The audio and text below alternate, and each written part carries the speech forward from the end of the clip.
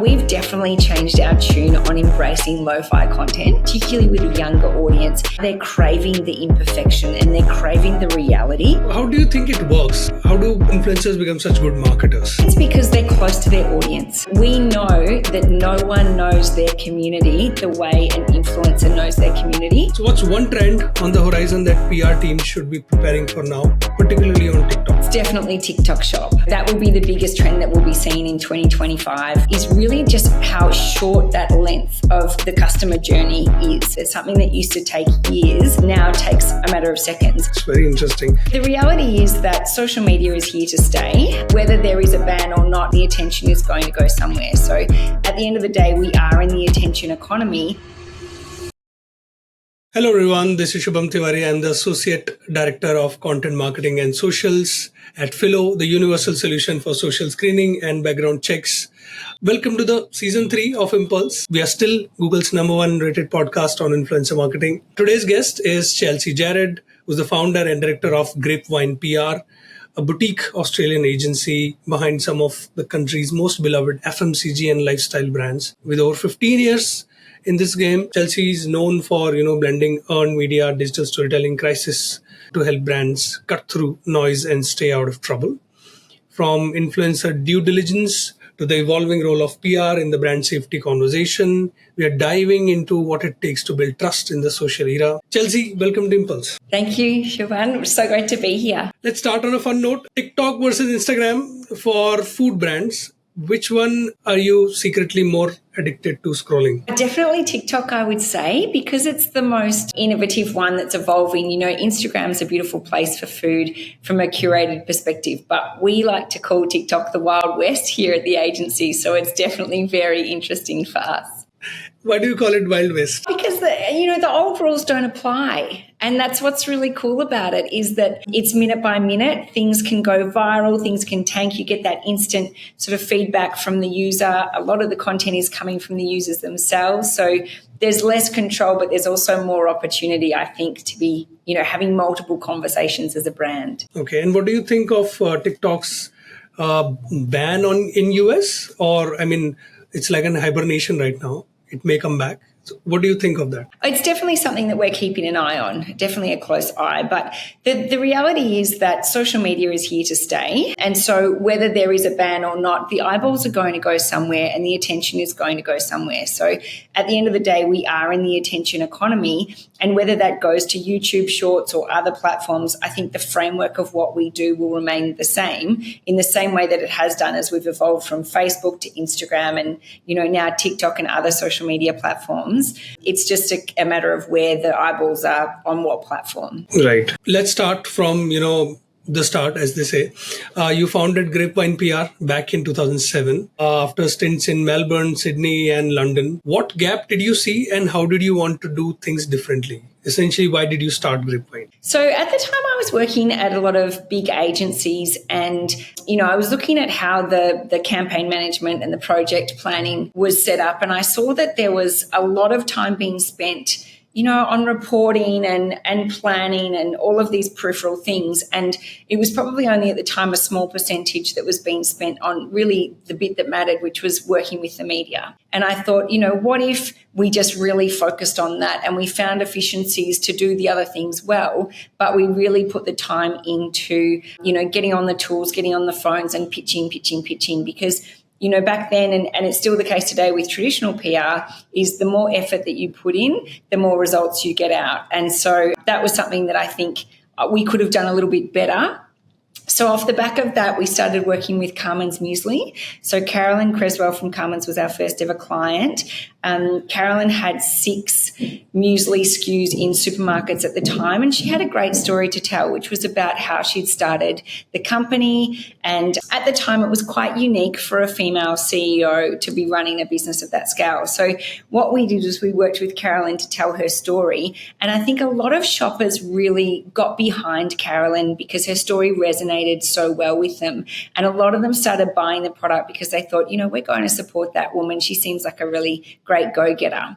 So that was where the agency started, and even as recently as earlier this year, we did a cracking campaign with Carmen's. It was very different to the type of campaign we used to do back in the days of, newspapers and magazines. But we worked to promote their fruit straps product. We did it purely as a social media campaign. It involved influencers as well as owned content.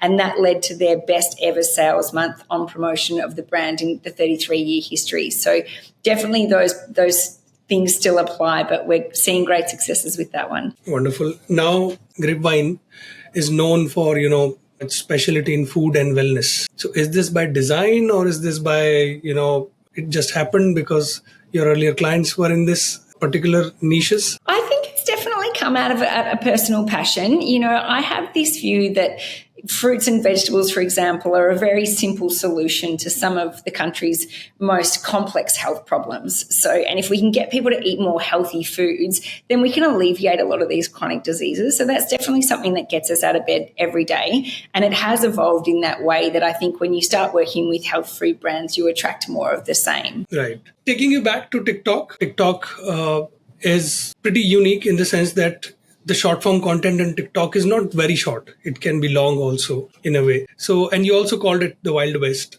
It's underpriced, underutilized for FMCG brands. So what's one trend on the horizon that PR teams should be preparing for now, particularly on TikTok? It's definitely TikTok Shop. That will be the biggest trend that we'll be seeing in 2025 here in Australia. And what's so exciting about TikTok Shop is really just how short that length of the customer journey is. So if you think about it in a traditional marketing sense, when we used to launch a product, we would have to build ads and editorial. We'd be selling stories into journalists. We'd be convincing them to write about the product. And then we'd be looking to achieve maybe 5 to 7 touch points with the customer along that journey before they got into the supermarket and saw the product and decided to buy. The crazy thing about TikTok Shop is that the consumer can go from having zero awareness of a product. They don't even know it exists. They don't know that they want it yet. And you can take them through to purchase in about 15 seconds. That is mind-blowing from an FMCG marketing perspective. That's something that used to take years, now takes, a matter of seconds. And what's exciting about it for us is that when you pair that sort of process with platforms like Uber Eats, Milk Run, the customer can literally order the product and have it delivered to their door within 10 or 15 minutes. So the whole marketing journey can go from zero awareness to having the product in hand in about 15 minutes. And I think that that's going to fundamentally change the way that we market FMCG brands in Australia moving forward. TikTok Shop has been there for a while now. Why do you think it's still so underutilized? I think that it's only just the beginning of what we're looking to see. So as our customer gets older, we're always aware of the fact that particularly when we're focused on a supermarket shopper, that customer is getting older. And, this year what we're seeing is that the oldest Gen Z shopper is turning 27. And as marketers, the way that we work is we look to market now for in 5 years' time.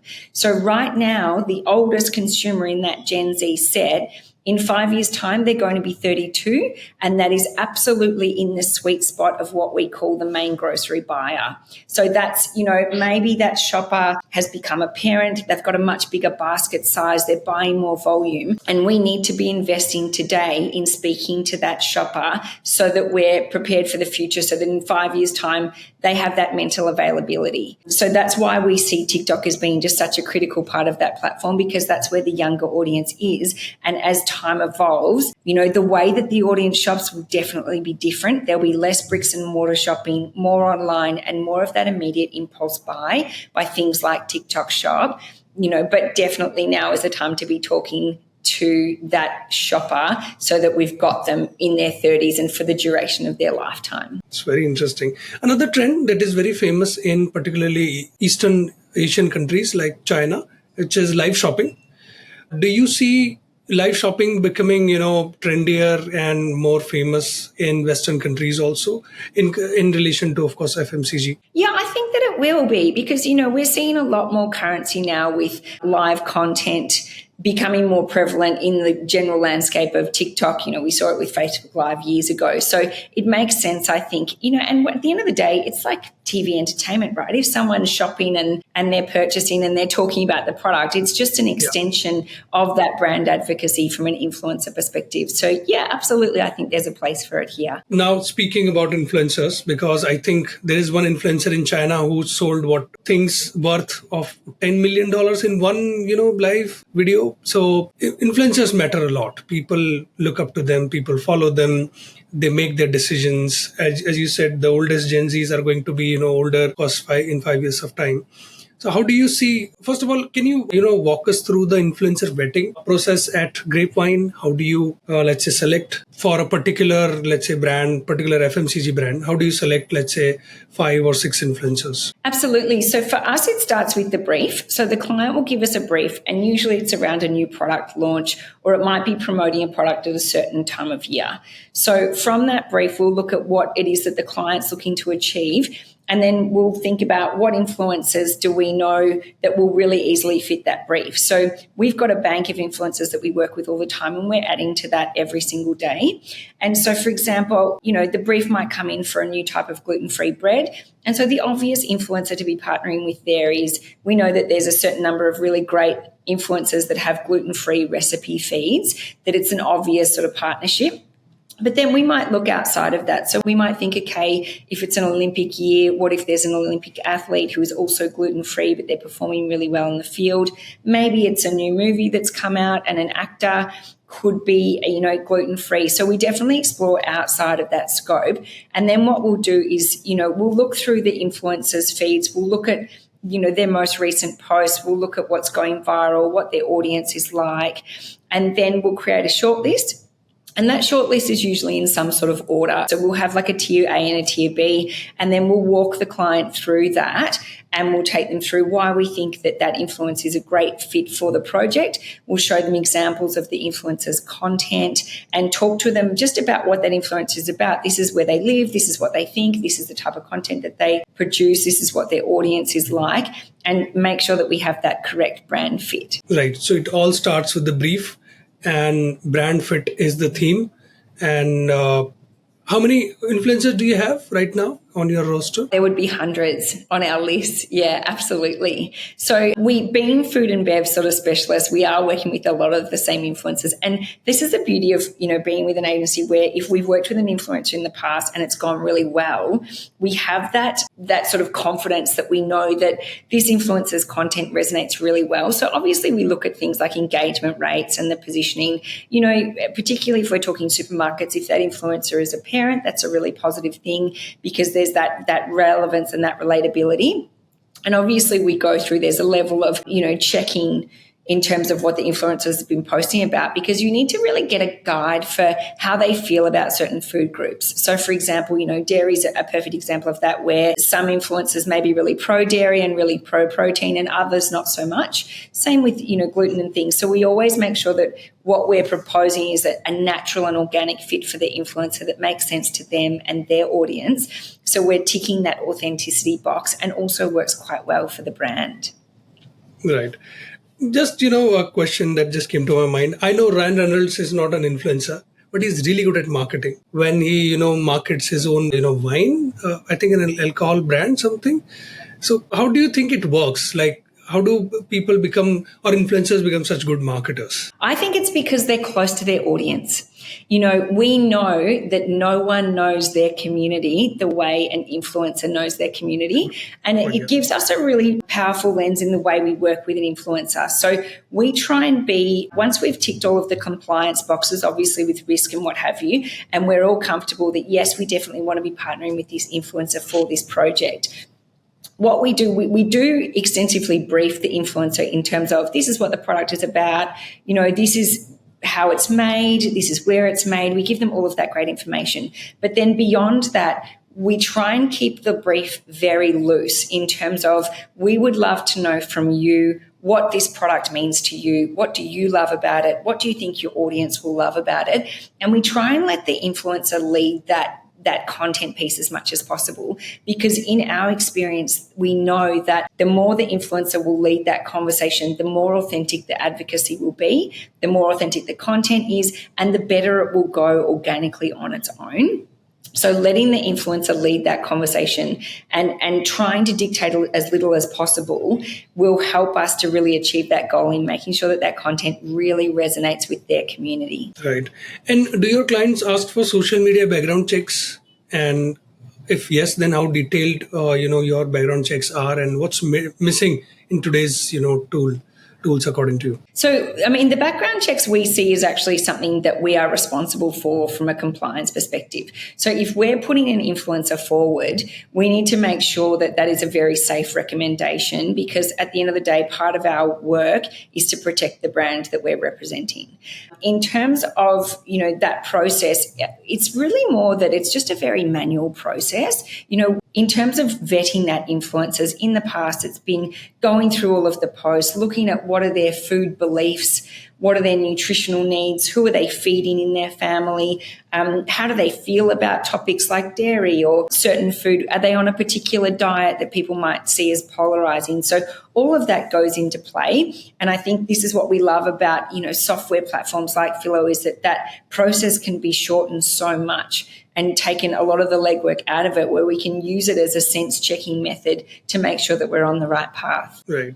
Is polarizing content good for your campaigns or brands? Do they appreciate it? No, you'd be surprised. Most brands will actually come, together from a partnership perspective. We don't really want to ever have too much controversy with a brand, because what we find is that at the end of the day, you want to always speak proactive, like in a positive light.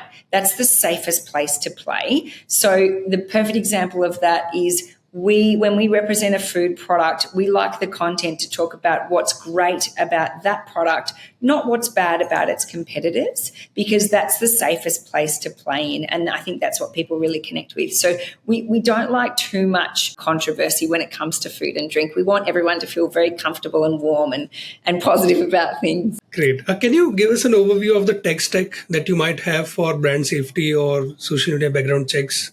What tools do you use currently in your workflow? So a lot of it is literally manually. You'd be surprised how much of it. We just have teams on the tools going through the post. But what we tend to do is, generally speaking, it is an all eyes on project. So we like to have lots of different minds looking at what we're proposing and the influences that we're working with, because everyone's got a different perspective. And sometimes people can see risks from their perspective where others might not. So for us, it's just about having multiple eyes on everything that we're doing. We very much make decisions as a team, and we discuss things and we give different points of view. So it's a very open and welcome environment at Grapevine.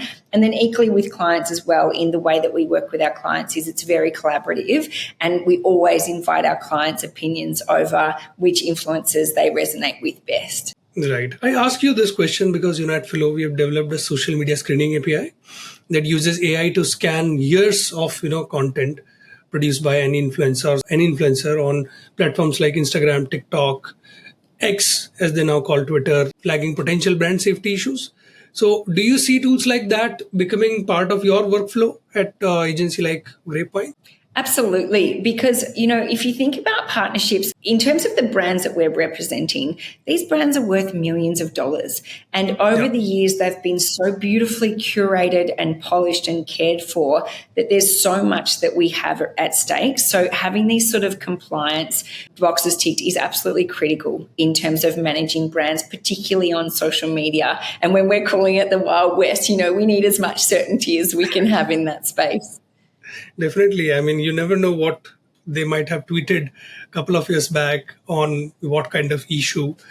Do you believe in second chances? If you found, something, let's say, disturbing, an influencer posted on Twitter 5 years or 10 years ago, do you believe in canceling them altogether or giving them second chances? I would say that it really depends on what it was about that they posted about. Like, generally speaking, If it was 5 years ago, that is less of a concern than if it was last week.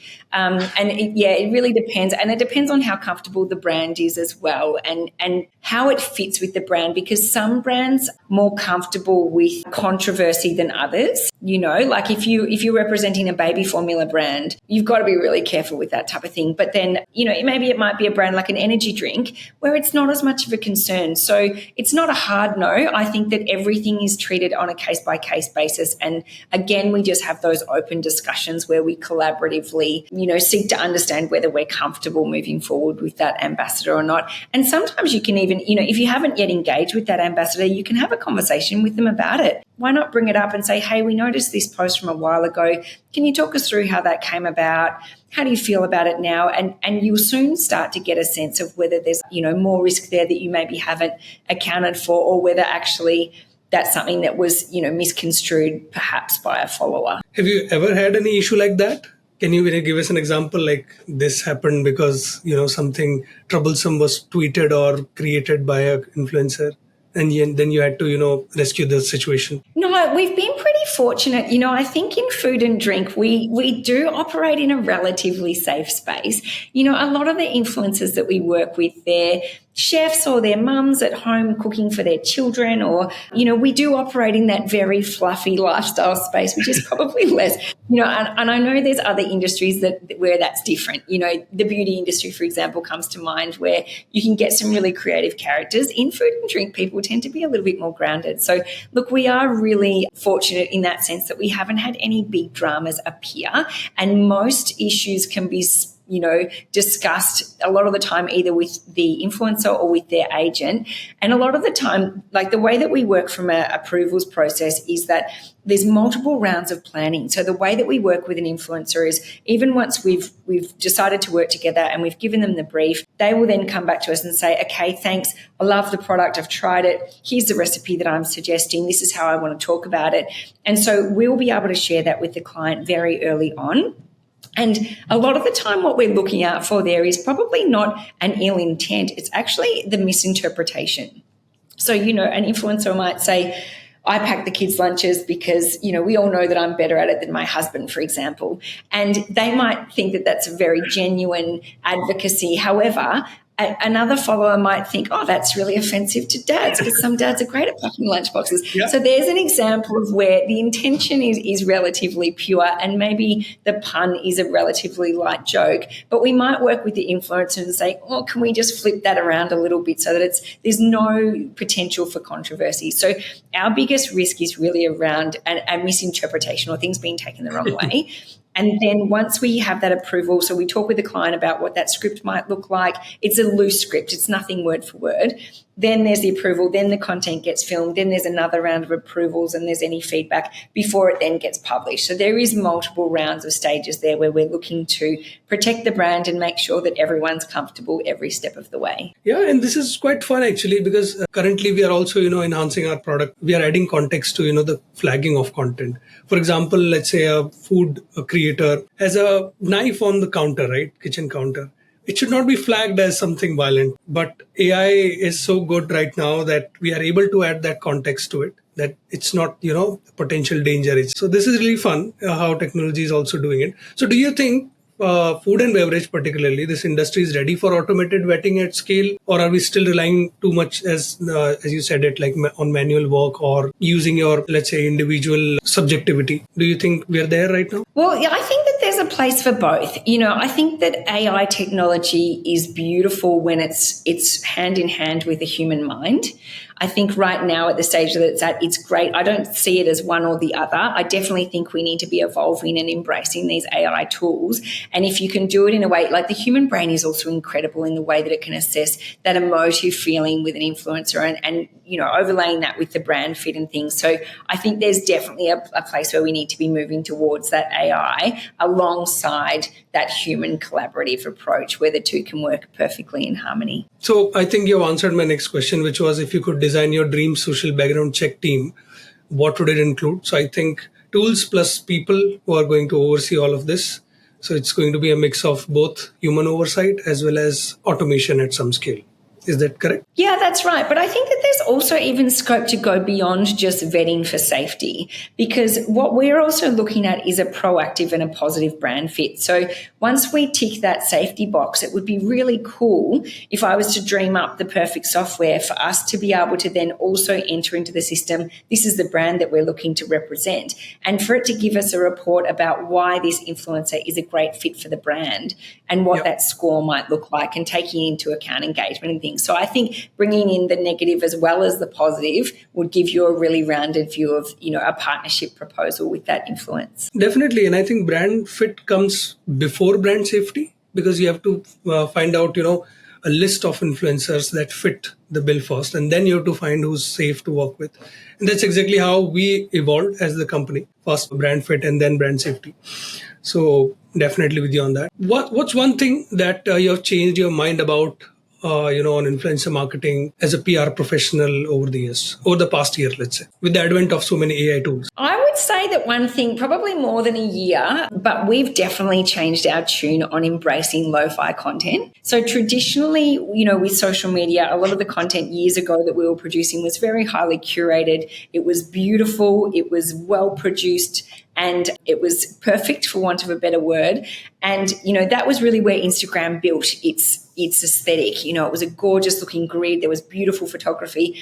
And it's been quite an interesting journey working with brands and taking them towards this lo-fi content where all of a sudden we don't have a beautiful high def video. We're filming on a phone. We're filming a human being who's maybe not an actor or isn't that well trained and is just being completely natural and authentic. That's where we think that definitely the future is going, and that's where you build that brand trust and that relatability and that authenticity, because we know now that particularly with a younger audience, anything that's too over curated, anything that even remotely smells like an ad is a bit of a turn off, because this younger audience has just grown up being advertised at so prolifically that now they're craving the imperfection and they're craving the reality. And this is the great thing for influencers, is that they're craving that human advocacy. So for us, definitely we're changing it. We have changed our tune around lo-fi content, and now we're absolutely embracing it in every possible way. It's wonderful. Chelsea, last couple of rituals that we make our guests go through. Can you give us a book recommendation? It can be your all-time favorite book or something that you might be reading right now. Oh, wow. Okay. So many. I would look, Atomic Habits is a good one. It's probably less from a corporate perspective, but, we love Atomic Habits because it talks about how to become more efficient in your day and habit stack and things like that. So probably from a productivity perspective, that would be one that I would be promoting. It's a very famous book, by James Clear, and I also like his newsletter also. It's a very, very good one.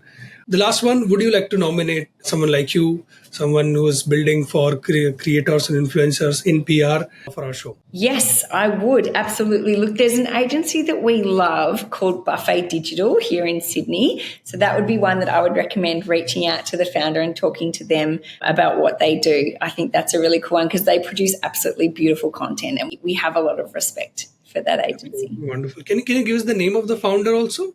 So that it can be a shout out? No, I need to do a bit more research. I've just been looking at them from afar.